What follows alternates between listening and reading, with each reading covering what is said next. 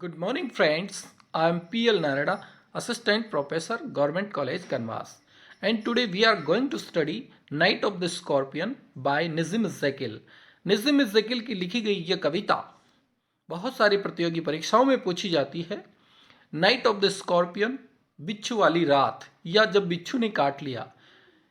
एक रात जब लेखक की माँ को बिच्छू ने काट लिया तब किस तरह की प्रतिक्रियाएं हुई, ये इस कविता में हमें देखने को मिलेगी। सबसे पहले हम कवि के बारे में थोड़ा सा परिचय पढ़ते हैं। Night of the scorpion, scorpion का मतलब होता है बिच्छू, बिच्छू वाली रात या जब बिच्छू ने काट लिया। By Nissim Ezekiel, 1924 to 2004। Ezekiel was a Zev and he was born in Mumbai। देखिए यहाँ पे दो बातें हैं। First thing, he was a Jew, वो यहूदी धर्म का था। And he was born in Mumbai, और वह मुंबई में पैदा हुआ था। His parents were both teachers, उसके माता पिता दोनों ही टीचर्स थे। He passed MA with the first division, और उसने एमए फर्स्ट डिवीजन से पास किया। ही गॉट आर के लघु प्राइज, आर की लघु प्राइज को उसने प्राप्त किया। He got a job of English lecturer in Khalsa college Bombay.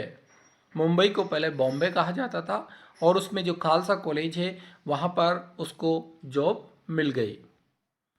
He also join Birkbeck college of London, उसने बिरबैक कॉलेज ऑफ लंदन को भी ज्वाइन किया।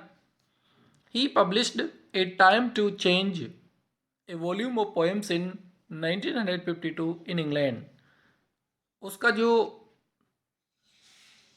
वॉल्यूम है ए टाइम टू चेंज, वह 1952 में इंग्लैंड से प्रकाशित हुआ, जिसमें उसकी कविताएं संग्रहित है।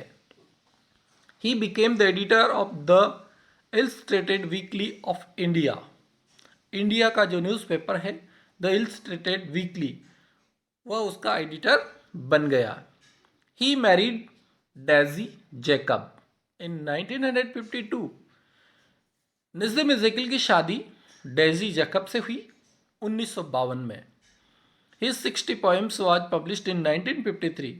उसकी कविताओं का संग्रह है 60 पोएम्स, जो कि 1953 में प्रकाशित हुआ। He became copywriter of Shilpi advertising इन 1954। 1954 में वह शिल्पी एडवर्टाइजिंग का कॉपीराइटर बन गया। He became the editor of the quest in 1955, poetry India and imprint.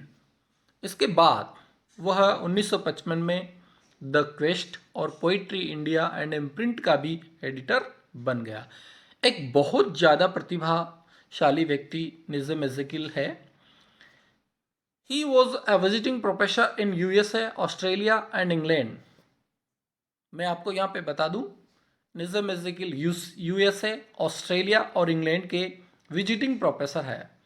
Visiting professor way professors होते हैं जो टाइम टू टाइम विजिट करते हैं, दूसरी यूनिवर्सिटीज़ में लेक्चर देते हैं। He received the Sahitya Akademi award in 1983 and Padma Shri in 1988 for his latter days psalms. 1982 में लिखी गई उसकी रचना लेटर डेज साम के लिए उसको साहित्य अकादमी अवार्ड मिला 1983 में, और पद्म श्री से भी उनको सम्मानित किया 1988 में। He wrote the exact name in 1965 and हाइमन्स in darkness in 1976। यहाँ पर दो और रचनाएं हैं जो महत्वपूर्ण हैं। एक तो है द एग्जैक्ट नेम जो 1965 में लिखी, और दूसरी है hymn in darkness, hymns in darkness जो 1976 में लिखी। He also wrote 3 plays published in 1969। उन्होंने 3 नाटक भी लिखे हैं जो 1969 में प्रकाशित हुए। This poem is taken from the exact name. यहाँ पर ये बहुत इंपॉर्टेंट क्वेश्चन है कि ये कविता कहाँ से ली गई है। ये कविता द एग्जैक्ट नेम नामक जो रचना है, संग्रह है, उसमें से ली गई है, जो 1965 में प्रकाशित हुई थी।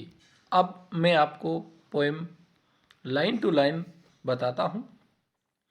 I remember the night my mother was stung by a scorpion.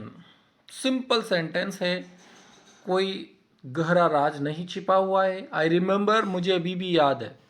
The night, वो रात, माई मदर वॉज स्टंग, जब मेरी माँ को काट लिया गया था, बाय अ स्कॉर्पियन, एक स्कॉर्पियन के द्वारा।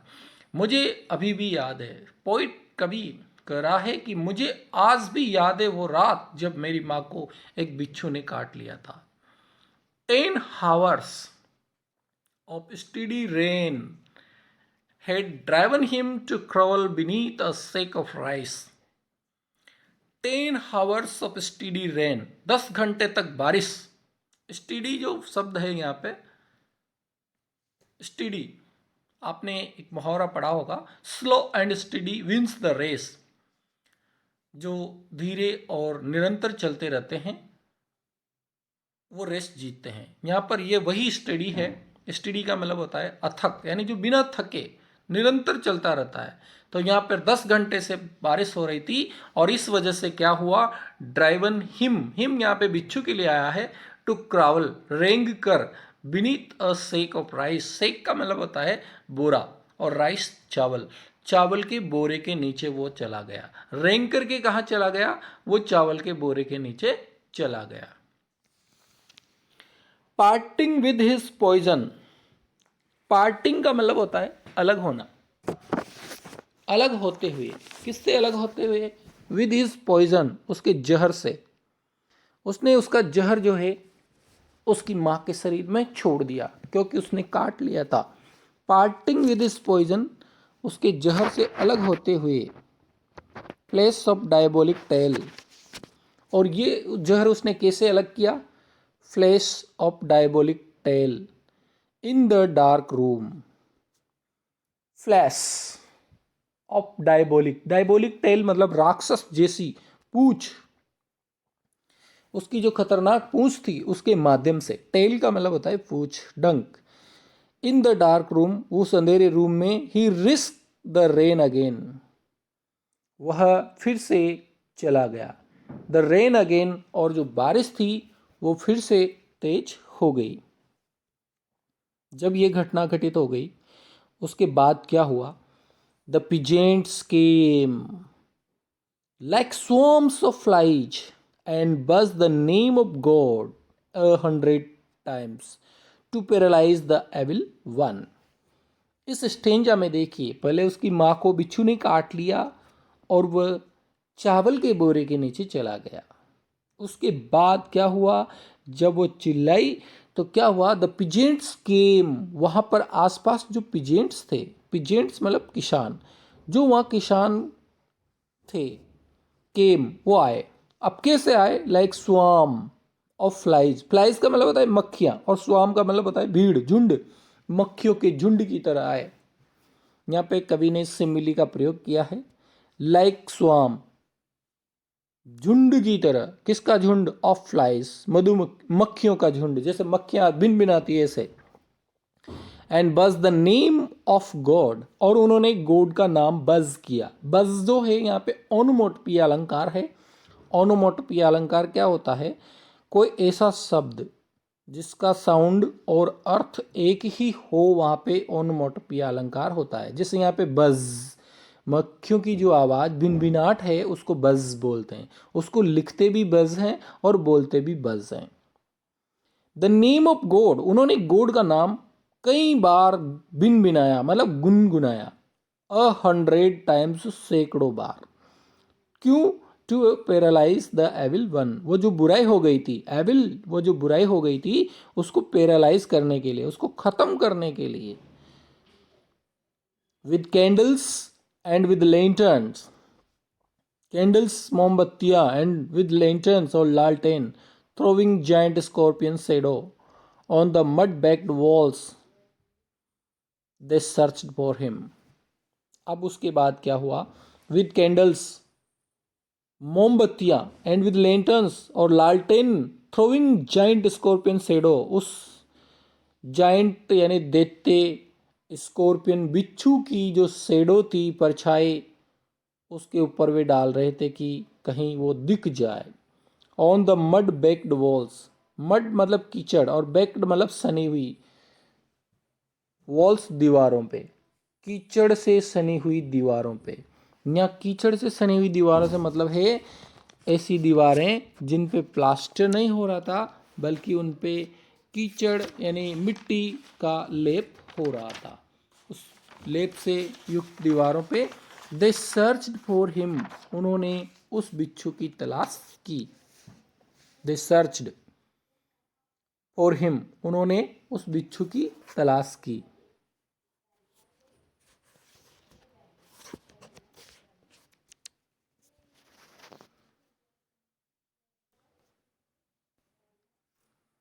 ही वॉज नॉट फाउंड, लेकिन वो बिच्छू कहीं भी नहीं मिला।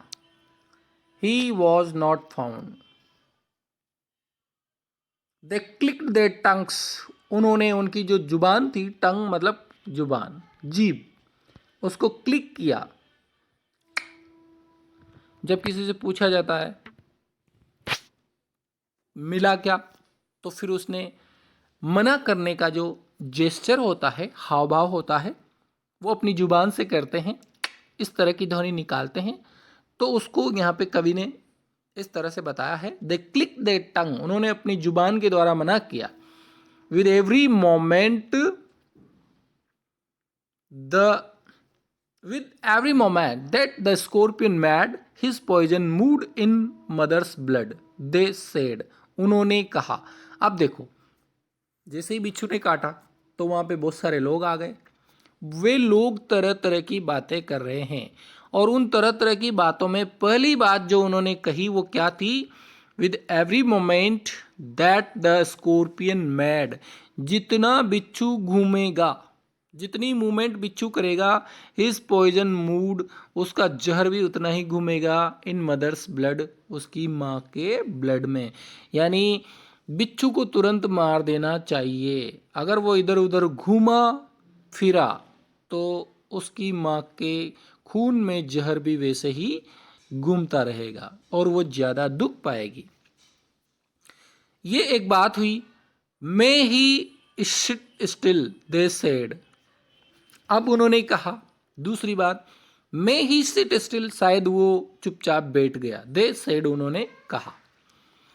मे the sins of your previous birth be burn away tonight, they said, फिर उन्होंने तीसरी बात क्या कही? हो सकता है तुम्हारे पिछले जन्म का कोई पाप हो। May the sin of your previous birth, previous मतलब पूर्व और बर्थ मतलब जन्म, पूर्व जन्म का जो तुम्हारा पाप है, सिंस मतलब पाप, बी बर्न अवे, वे जल जाएंगे, टू नाइट, आज की रात, दे सेड, उन्होंने कहा। आज जितने भी तुमने पूर्व जन्म में पाप किए थे वो सब खत्म हो जाएंगे। हो सकता है तुमने पिछले जन्म में खूब पाप किए हो, इसी वजह से तुम्हें बिच्छू ने काटा है। मे your suffering decrease the misfortunes of next birth, they said, चौथी बात उन्होंने क्या कही? पिजेंट से तरह तरह की बातें कर रहे हैं। मे योर सफरिंग, सफरिंग मतलब पीड़ाएं, डिक्रीज मतलब खत्म हो जाएगी, द मिसफॉर्चून्स मतलब दुर्भाग्य, ऑफ योर नेक्स्ट बर्थ, अगले जन्म का। देखो, अगला जन्म, पिछला जन्म, सारी बातें उन्होंने कर ली। शायद तुम्हें अगले जन्म में दुख नहीं झेलने पड़ेंगे, नेक्स्ट जो बर्थ होगी तुम्हारी उसमें तुम्हें दुख नहीं झेलने पड़ेंगे, ऐसा उन्होंने कहा। May the sum of all evil balance in this unreal world against the sum of good became diminished by your pain. एक और बात उन्होंने कही,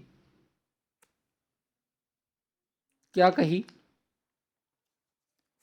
may the sum of all evil, मतलब जितनी भी बुराइयां हैं, sum of the all evil, जितनी भी बुराइयां हैं तुम्हारे अंदर, बैलेंस, वो बैलेंस हो जाएगी इन दिस अनरियल वर्ल्ड, इस वास्तविक संसार में, against the sum of good, और जितनी भी तुम्हारी अच्छाइयाँ हैं उनके मतलब काउंटर बैलेंस हो जाएगा। तुम्हारे अंदर मान लो बुराइयाँ ज़्यादा थी, अच्छाइयाँ कम थी, तो वो बैलेंस में हो जाएगी। गुड और एविल जो है उनका बैलेंस बन जाएगा। जैसे मान लो 4 बुराइयां हैं और 3 अच्छाइयां हैं, तो आज इस पाप की वजह से तुम्हारी एक बुराई खत्म हो जाएगी और 3 बुराइयां बराबर 3 अच्छाइयां हो जाएगी।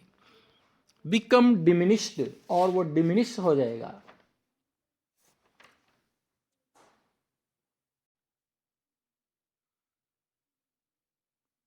बाई योर पेन, तुम्हारा जो ये पेन है, ये जो तुम्हारा दर्द है, उसके द्वारा वो डिमिनिश हो जाएगी, खत्म हो जाएगी।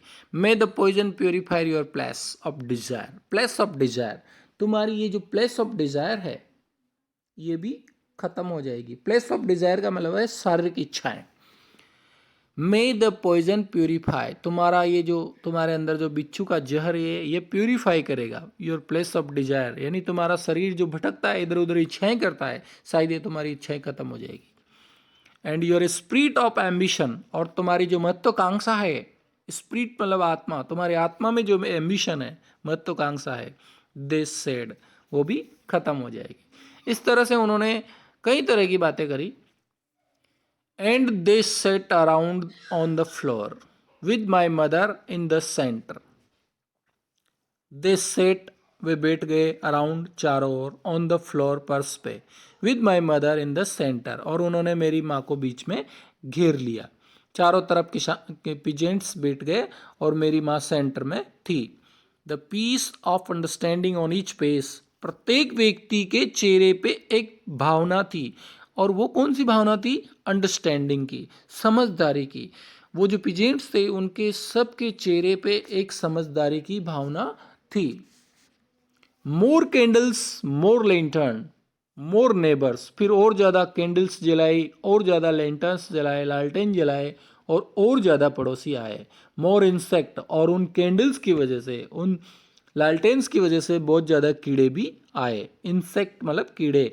एंड द एंडलेस रेन, और जो बारिश थी वो भी एंडलेस थी, वो भी खत्म होने का नाम नहीं ले रही थी। My mother twisted through and through groaning on a mat, मेरी माँ जो है ट्विस्टेड हो रही थी, दर्द से मुड़ रही थी। ट्विस्टेड, टूट रही थी। ऐंठना जिसको कहा जाता है उसको बोलते हैं ट्विस्ट, मुड़ जाना। जैसे हम किसी चीज को मोड़ देते हैं, ऐसा मुड़ रही थी। Through and through groaning on a mat, और वह जो मेट, जो चटाई बिछी हुई थी उस पर ग्रोन कर रही थी। ग्रोनिंग मतलब दर्द से कराहना, क्राइंग इन पेन, दर्द से करा रही थी। माई फादर स्केप्टिक रैशनलिस्ट, अब मेरे पिताजी, लेखक कवि जो है अपने पिताजी को स्केप्टिक कहता है और रैशनलिस्ट कहता है। मेरे पिताजी स्केप्टिक थे, शंकालु, डाउटफुल।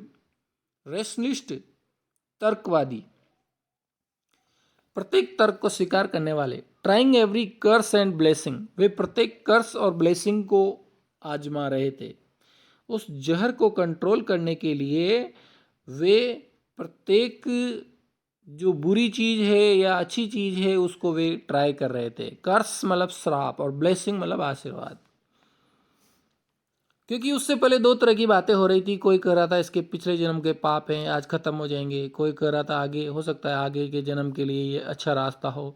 तो उसके पिताजी जो कि स्केप्टिक थे, रेशनलिस्ट थे, वो भी प्रत्येक कर्स और ब्लेसिंग को अपना रहे थे, ट्राई कर रहे थे।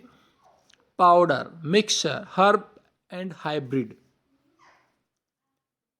पाउडर, फिर किसी का मिक्सचर, मिश्रण, हर्ब जड़ी बूटियां, हाइब्रिड, और भी 2-3 चीजों को मिला करके औषधि बनाना, ये सब काम वो कर रहे थे। He even poured a little paraffin upon the beaten toe and put a match to it. देखो, जब लोगों ने उससे कुछ सुझाव कहे तो उसने क्या किया? कवि के पिताजी ने क्या किया? He even poured a little paraffin, उन्होंने पैराफिन उस काठी हुई जगह पे, उस काठी हुई अंगुली पे जहाँ पे बिच्छू ने काटा था, उसके ऊपर उसने पैराफिन उड़ेल दिया। He even poured a little paraffin, थोड़ा सा पैराफिन उड़ेल दिया। Upon the bitten toe, toe का मतलब होता है अंगुली, पैर की जो अंगुली होती है वो टो कहलाती है। And put a match to it, और उसके ऊपर माचिस भी लगा दी। मिट्टी का तेल जिसको कहा जाता है पैराफिन, वो उड़ेल दिया और आग लगा दी। आई वॉच द फ्लेम, मैं देख रहा था, द फ्लेम, वो जो लपटें उठ रही थी, feeding on the my mother, और जो मेरी माँ को जला रही थी। I watch the Holi man, मैंने उस होली मैन को देखा, मैंने उस पंडित पुजारी को देखा, परफॉर्म इज राइट्स, जो मंत्र उच्चारण कर रहा था, टू टेम द पॉइजन, उस जहर को टेम करने के लिए, कंट्रोल करने के लिए। यहाँ पे टेम शब्द जो है उसका मतलब होता है कंट्रोल। उस जहर को कंट्रोल करने के लिए जो मंत्रोच्चारण पंडित जी कर रहे थे, होली मैन, उसको मैंने देखा विद एन इनकैंटेशन, इनकैंटेशन के द्वारा। इनकैंटेशन मतलब झाड़ फूंक, झाड़ फूंक जो कर रहे थे वो। ये सब क्रियाएं हो गई। After 20 hours it lost its sting, 20 घंटे तक उस बिच्छू का जहर रहा और 20 घंटे के बाद वो जहर खत्म हुआ। माई मदर ओनली सैड, जब थोड़ा सा रिलीफ मेरी माँ को मिल गया तो उसने कहा, माई मदर ओनली सैड, मेरी माँ ने सिर्फ ये कहा, thank God the scorpion pick on me and spared my children. Spare का मतलब होता है छोड़ देना। जब उसकी माँ दर्द से थोड़ी सी राहत पाती है तो उसके मुंह से सिर्फ एक ही शब्द निकलता है, थैंक गॉड, हे भगवान आपका लाख लाख शुक्रिया। The scorpion picked on me, उस बिच्छू ने सिर्फ मेरे को काटा, एंड स्पेयर्ड माई चिल्ड्रन, और मेरे बच्चों को छोड़ दिया। भगवान से वो प्रार्थना करते हैं कि भगवान आपका लाख लाख शुक्रिया, बिच्छू ने मेरे को काटा, न कि मेरे बच्चों को। मेरे बच्चे को काट था तो पता नहीं कितने दर्द से वो चिल्लाते। ये माँ की जो ममता है उसी के लिए ये पूरी कविता लिखी गई है। यहाँ पर कुछ क्वेश्चन है। It was raining for 10 hours in the poem, कविता में कितने घंटे से बारिश हो रही थी? अगर आपसे पूछा जाए it was raining for 10 hours in the poem, तो आपका आंसर होगा 10 घंटे से बारिश हो रही थी और 20 घंटे बाद वो बिच्छू का जहर उतर गया। Scorpion mood under the sake of rice, scorpion कहाँ चला गया था? सेक ऑफ राइस, यानी वो चावल के बोरे के नीचे चला गया था। Narrator's father was a rationalist and sceptic, narrator के पिताजी रेशनलिस्ट है, तार्किक है, और स्केप्टिक भी है, संकालु भी है। Pain was finished after 20 hours, वो जो दर्द था वो 20 घंटे बाद खत्म हुआ। Ezekiel called the poet of the city and the father of post independence Indian verse, यहाँ पर इज़ेकिल के बारे में कहा जाता है कि वो the poet of the city, यानी वो शहर का कवि है, गांव का कवि नहीं है, and the father of post independence Indian verse, और वो इंडियन वर्स का फादर भी है। Background casually is an autobiographical poem by him, Nissim Ezekiel की एक कविता है जिसका नाम है बैकग्राउंड कैजुअली, और यह उसकी ऑटोबायोग्राफिकल पोएम है। Thank you for watching this video. दोस्तों, आपको ये वीडियो कैसा लगा कमेंट करके बताइएगा। Thank you.